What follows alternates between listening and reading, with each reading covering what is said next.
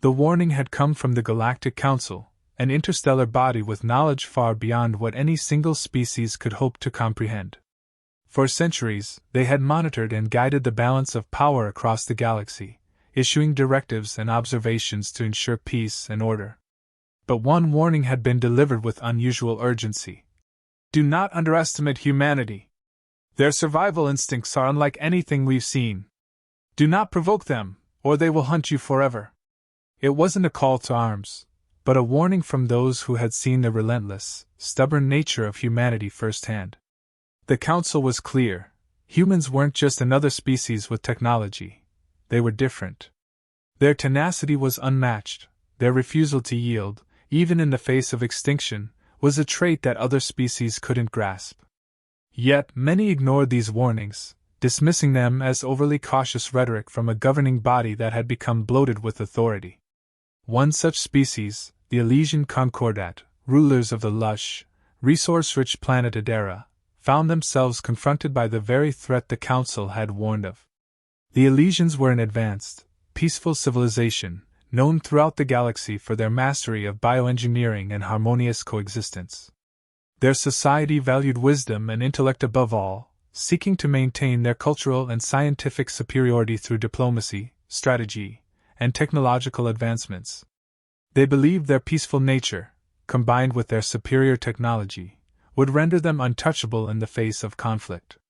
The human threat, they thought, would be no different from any other they had encountered, capable of being overcome through superior intellect and strategic brilliance. But they were wrong. Adara was beautiful, a testament to the Elysians' achievements.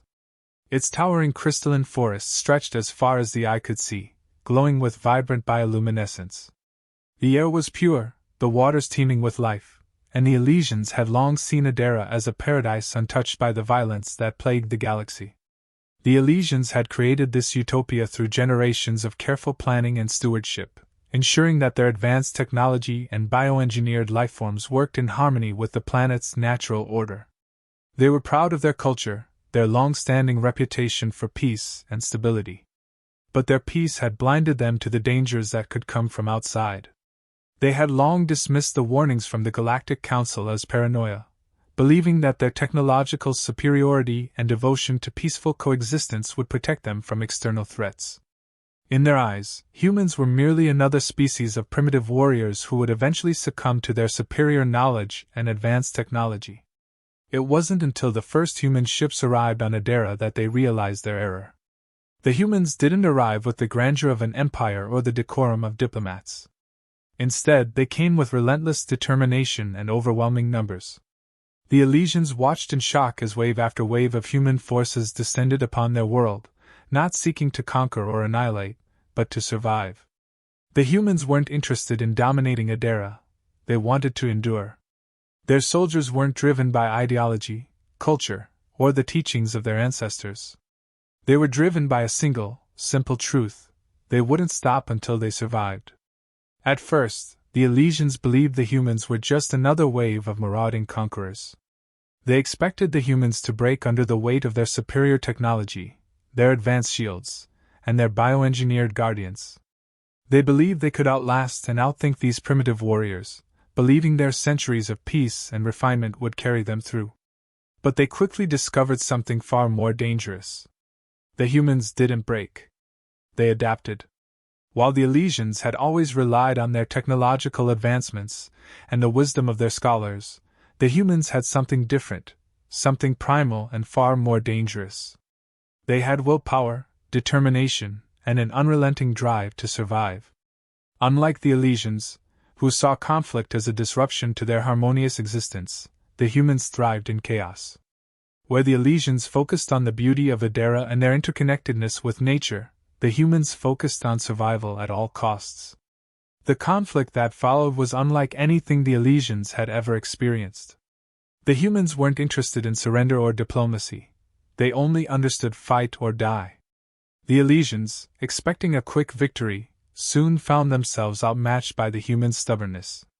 They had never faced an enemy so unwilling to accept defeat. The humans weren't interested in cultural norms or diplomacy. They sought only survival. At first, the Elysians tried to reason with the humans, believing their superior intellect would prevail. They sent diplomats, scientists, and leaders to negotiate peace, but the humans rejected them. Their culture, rooted in centuries of conflict and struggle, had hardened them into beings who couldn't be reasoned with. The Elysians offered compromises, but the humans only saw weakness and surrender. As the human forces pressed deeper into Adara, the Elysians began to fear what they couldn't understand.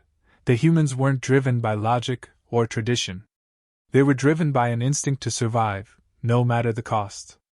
Their military tactics were crude, their methods unconventional, but they were relentless. They weren't trying to dominate the Elysians, they simply wanted to outlast them. It was a terrifying realization for the Elysians. They had built their society on peace, on the belief that cooperation and intellect would always triumph. They had dismissed the warnings of the Galactic Council as exaggerated fear, but now they were paying the price. The humans didn't fight with honor, they fought to endure. And that made them far more dangerous than any foe the Elysians had ever known. The conflict on Adara raged on, and the Elysians found themselves pushed to their limits. Their initial shock and disbelief had given way to fear, but fear had now morphed into full-blown desperation. The humans, relentless and unyielding, were advancing in ways the Elysians couldn't predict or counter. The once pristine world of Adara was now a battleground, and every day the stakes grew higher. The Elysians had always placed their trust in their advanced technology, bioengineered warriors, adaptive environmental suits, and orbital defense systems. They believed these would protect them from any external threat. However, the humans didn't rely on technology in the way the Elysians did. Instead, they adapted. They scavenged, they improvised, and they used whatever resources they could find, no matter how limited. The Elysians' bioengineered warriors, once thought invincible, were proving inadequate against the human forces. The humans had developed crude yet effective countermeasures to bypass their defenses. Their primitive tactics, camouflage, guerrilla warfare, and hit-and-run attacks, were unlike anything the Elysians had encountered before. They didn't engage in large-scale battles like the Elysians. Instead, they fought in small, agile units, striking with precision and then vanishing. The Elysian sensors and defenses couldn't track them effectively. What had been anticipated as an easily managed conflict was quickly spiraling into something far more dangerous. Frustration consumed the Elysians as they struggled to understand the humans' methods. They weren't warriors in the traditional sense. They weren't bound by honor, tradition, or any sense of fairness. The humans didn't fight for glory, they fought for survival. This primal, relentless drive was something the Elysians couldn't grasp. In their culture, peace was the highest ideal. They valued reason, cooperation, and maintaining harmony with nature. But the humans didn't care about harmony, only survival. The harder the Elysians tried to defend their world, the more resourceful the humans became. Desperate, the Elysians began to change their strategies. They attempted to contain the human forces, erecting barricades, fortifications, and artificial barriers, but none of these efforts seemed to deter the humans. The humans didn't try to break through the barriers or overwhelm the defenses in the traditional sense. Instead, they evaded detection, slipping past defenses in ways the Elysians couldn't predict. Their ability to adapt was uncanny, something the Elysians couldn't replicate. One by one, the Elysians' attempts to hold ground faltered. The humans didn't rely on the advanced tech or bioengineered soldiers the Elysians had invested so heavily in. They were using guerrilla tactics that seemed almost instinctive, driven by a hunger to survive rather than conquer. Their soldiers didn't need advanced equipment or armies. They operated as individuals, their teamwork honed through countless generations of struggle and hardship. The Elysians had long thought themselves superior, dismissing humanity as primitive. But now, they saw that it wasn't their technology or their numbers that mattered most, it was their resilience. The humans didn't need grand fleets, massive armies, or complex machinery. All they needed was their unyielding will to survive. The Elysians, accustomed to their meticulously engineered superiority, were discovering that their advanced weapons and strategies were useless against an enemy who didn't care about victory in the conventional sense. At the heart of the conflict was the alien princess, tasked with leading her people in this desperate struggle. Her name was Nera, the heir to the Elysian throne. From birth, she had been groomed to rule and defend her people, her destiny woven into the fabric of Adara's beauty and tranquility. She had been taught that peace was the ultimate goal, that strength came from cooperation and harmony with nature. But now, as the conflict wore on, Nera began to doubt everything she had been raised to believe. Nera had never seen war as more than a distant threat. Her life had been one of comfort, of education, and of guiding her people in maintaining their utopian existence. She had believed in the ideals of her people, peace, wisdom, and the pursuit of knowledge. Yet here she was, leading her people in a fight against an enemy she didn't understand, one that seemed determined to destroy not just them but their entire way of life. Nera watched helplessly as the forests that had once thrived became battlegrounds, scarred by conflict and human encroachments. The bioluminescent skies of Adara, once symbols of harmony, were now dotted with fires from skirmishes that refused to end. The humans weren't seeking dominance. They didn't desire Adara for its beauty or its resources. They fought because they had no choice. And in that fight, they had discovered the Elysians weren't as prepared for conflict as they believed themselves to be. As the days wore on, Nera found herself facing a truth that she could no longer ignore. The humans weren't the primitive creatures she had dismissed. They were survivors, dangerous in their simplicity, and terrifying in their relentlessness. The warnings from the Galactic Council had been dismissed, but now Nera understood their meaning. The humans weren't just another species to conquer. They were forces of nature, relentless in their pursuit of existence, and no amount of peace, diplomacy, or advanced technology could hold them back. The tension on Adara reached its peak. The Elysians, once hopeful and proud of their superiority, were now teetering on the edge of defeat. The humans had proven relentless, adaptive, and unrelenting in their pursuit of survival. The stakes had never been higher, and now Nera, the princess, had to confront the terrifying truth. The humans weren't just a threat, they were a force of nature, one that had to be stopped. Nera had always believed in the wisdom of her people.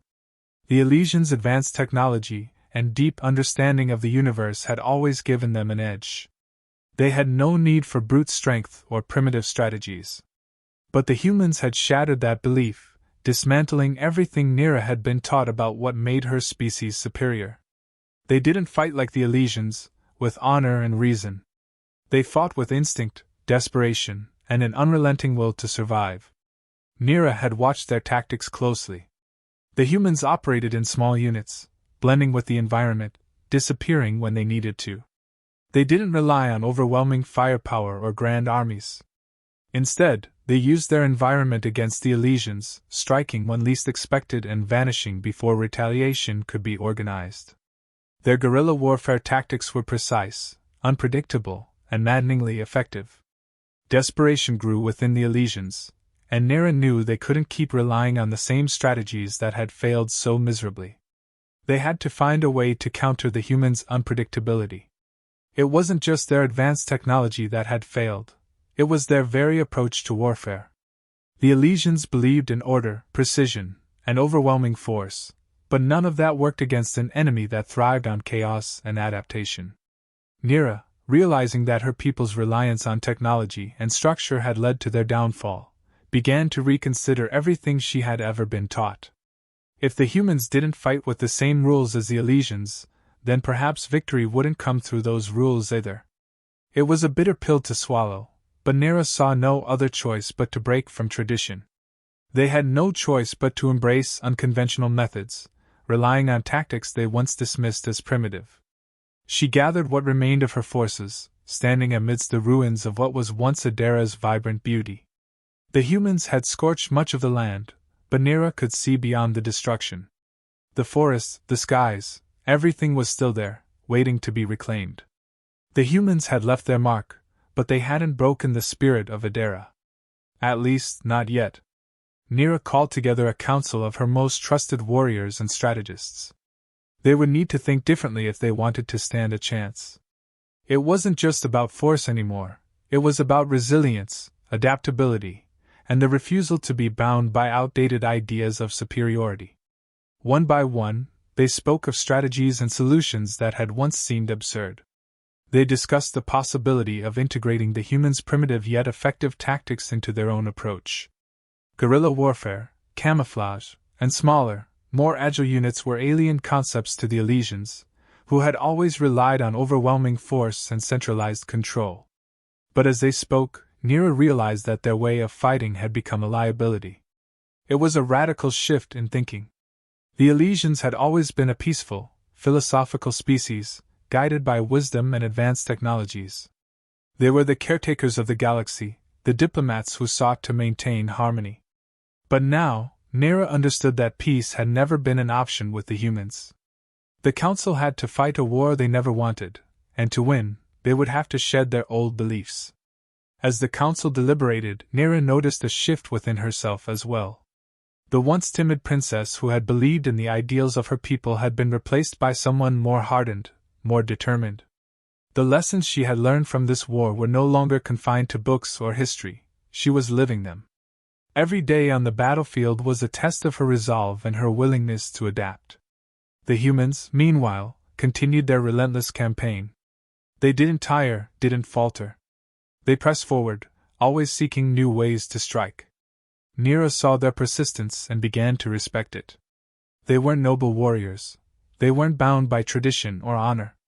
They fought because they had to survive. That tenacity was something the Elysians lacked. It was something Nera knew they had to adopt if they hoped to prevail. In the chaos of war, Nera found clarity. The warnings from the Galactic Council, dismissed in arrogance, echoed in her mind. The humans were no longer seen as primitive but as a force to be reckoned with. The Council's mistake had been underestimating them, and now, Nera couldn't afford to make the same mistake. In this moment of reckoning, Nera made a decision. If the Elysians were to survive, they would need to embrace their enemies' ways. Not to conquer, not to dominate, but to endure. The war wasn't about defeating the humans, it was about outlasting them, adapting, and proving that their survival wasn't reliant on outdated ideals of superiority. It was a fight for their very existence, and Nera knew the path ahead would be far from easy. But if they didn't change, if they didn't adapt, then they would be lost forever. Nera stood at the edge of what remained of Adara, the desolation of her home planet etched into her mind. The once lush forests were reduced to scorched, barren wastelands, and the towering cities had crumbled under the relentless assault of the humans. The war had cost them everything: hope, pride, and the ideals they had clung to for millennia. Yet Nera wasn't broken. If anything, she was more resolved than ever. The humans had forced her people into a desperate corner. They had dismantled the Elysians' advanced technology with ease, their unrelenting assaults causing even the most fortified defenses to crumble. The once sovereign Elysians, proud caretakers of the galaxy, had been reduced to scattered remnants, constantly retreating and regrouping in a bid to survive. The warnings from the Galactic Council echoed in Nera's mind, haunting her. Do not underestimate the humans. The Council had been right, though they had ignored the warning. Now, Nera knew the harsh truth: underestimating the humans had been the Elysians' greatest mistake. But this was not a war she could afford to lose. The survival of Adara, of her people, depended on whether they could evolve from their old ways of thinking. Nera had changed during the course of this conflict. No longer was she the naive princess bound by the rigid philosophies of her people. The war had forced her to abandon her belief in superiority. The humans weren't merely an anomaly to be dismissed. They were a challenge, a test that required new ways of thinking and surviving. The Elysians could no longer afford to rely on their technology and grand strategies. They had to adopt the very methods they had once dismissed as primitive. As Nera stood in the ruins of what had once been a thriving city, she thought back to the tactics they had employed: grandiose defenses, vast fleets of warships, and complex strategies that had failed utterly against the humans. The Elysians had underestimated the humans' ability to blend into their surroundings, to adapt, and to strike from the shadows. They had underestimated the humans' sheer will to survive. It had become painfully clear: victory would not come through force. It would come through resilience, adaptability, and an understanding of their enemy. Nira remembered the guerrilla tactics they had once scorned, small, agile units, blending into the environment, striking from unexpected angles. These were the strategies of survival that the humans had mastered. Now, they were the only options the Elysians had left. She convened what remained of the council, the last of Adara's leadership. They were broken, battered, and worn from years of war, but their resolve remained. Nira addressed them, not as the princess they once knew, but as a leader who had witnessed the truth. "We have relied on outdated ways of war, on technology that the humans dismantled with ease," she said. "Our enemies do not fight honorably, as we once believed. They fight for survival, for their very existence." The council listened intently, some still skeptical, others resigned. Nira could see the doubt in their eyes. They were a proud people, and accepting such fundamental shifts was not easy. "But it's not just about survival," Nira continued. "It's about learning from them. Adapting as they have. Our technology failed us, our grand armies failed us. If we continue to follow those same paths, we will cease to exist. The humans are not just a force to defeat, they are a challenge we must outlast." The room grew silent. Nira could sense the tension, the disbelief. But it was the truth. She had watched countless battles unfold, witnessed her people's humiliation as their advanced weaponry and tactics crumbled before the sheer resilience of the humans. One of the council members, once a proud general, finally spoke. "We've spent eons shaping our culture, our ways. We were the caretakers of the galaxy, the protectors. To abandon that identity is to abandon everything we are." Nira understood the weight of his words. But she also knew that the old ways had brought nothing but suffering. Abandoning our identity does not mean surrendering our essence. It means adapting to a new reality, one where we survive because we are flexible, because we learn. The humans fight without honor, without the rules we once upheld. But their victory isn't in dominance, it's in persistence. The council members exchanged uncertain glances, but Nira pressed on. "The humans fear nothing, no rules, no laws, no greater power. That is their strength. And it is our weakness." Nira urged them to embrace the very strategies they had once dismissed as beneath them. Guerrilla tactics, deception, smaller, more mobile units. These were no longer signs of weakness, but of survival. Our once great fleets and defenses will be no match for their relentless nature. We must become what they are, tenacious, resourceful, and adaptive. The council debated long into the night, some refusing to accept the new path, others clinging to their old ways. But Nira saw through their resistance. They had no choice. If they did not adapt, they would cease to exist. Days turned into weeks, and slowly, the Elysians began to change. They embraced guerrilla warfare, working in smaller groups, blending into their surroundings, adopting tactics they had once mocked.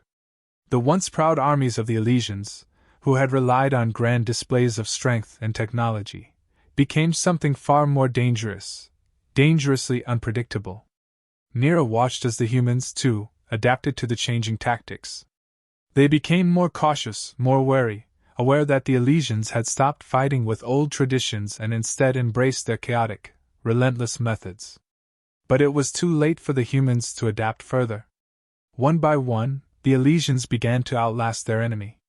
The humans, though persistent, couldn't match the Elysians' new resilience. They had underestimated the very people they had once dismissed as passive caretakers.